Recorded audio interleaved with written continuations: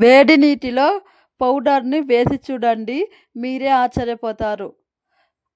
ఒక బౌల్‌లో వేడి నీరు తీసుకోండి. తీసుకున్న తర్వాత మనం ఫేస్‌కి అప్లై చేసుకుంటాం. దాన్ని ఏ పౌడర్‌నో ఆ పౌడర్ అయితే ఒక హాఫ్ స్పూన్ పౌడర్ తీసుకోండి.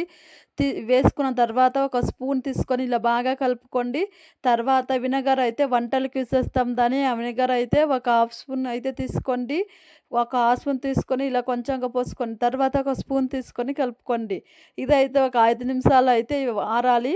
ఆరిన తర్వాత ఒక స్ప్రే బాటిల్ ఉంటే తీసుకోండి. లేకపోతే ఒక వాటర్ క్యాన్ ఉంటే తీసుకోండి. ఇలా అయితే బాగా కలుపుకోండి. ఒక స్ప్రే బాటిల్ అయితే తీసుకొని వాటర్ క్యాన్ తీసుకోండి. లేకపోతే వాటర్ క్యాన్ తీసుకున్న తర్వాత ఒక పిన్ ఉంటే తీసుకొని స్టవ్ అంటించుకొని ఇలా వేడి చేసుకోండి. తర్వాత అయితే బాటల్ మూతికైతే హోల్స్ అయితే పెట్టుకోండి. ఇలా రంధ్రాలు పెట్టుకోండి. రంధ్రాలు పెట్టుకున్న తర్వాత బాటల్ మూత అయితే ఓపెన్ చేసుకోండి. మనం ముందుగా ప్రిపేర్ చేసుకున్నాం దాన్ని ఆ లిక్విడ్ అయితే దీంట్లో ఇలా అయితే వాటర్ క్యాన్‌లో పోసుకోండి.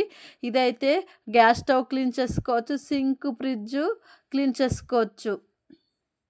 అంత బాగా అయితే క్లీన్ అయిపోతుంది. ఎంత జిడ్డు పట్టిన గ్యాస్ స్టవ్ కూడా ఇది ఒకసారి స్ప్రే చేసి కొట్టి చూడండి. ఒక క్లాత్ తీసి తుడిచి చూడండి. ఎంత బాగా అయితే క్లీన్ అయిపోతుంది. తళతళ మెరిసిపోతుంది. ఫుల్ వీడియో అయితే కింద లింక్ ఇచ్చింటాను చూడండి. Bye friends. మీకు టిప్స్ నచ్చితే లైక్ చేసుకోండి, సబ్స్క్రైబ్ చేసుకోండి. ఫుల్ వీడియో కావాలైతే కింద అయితే లింక్ ఇచ్చింటాను చూడండి. ఇలా ఒకసారి తుడిచి చూడండి. గ్యాస్ స్టవ్ అయితే తళతళ మెరిసిపోతుంది.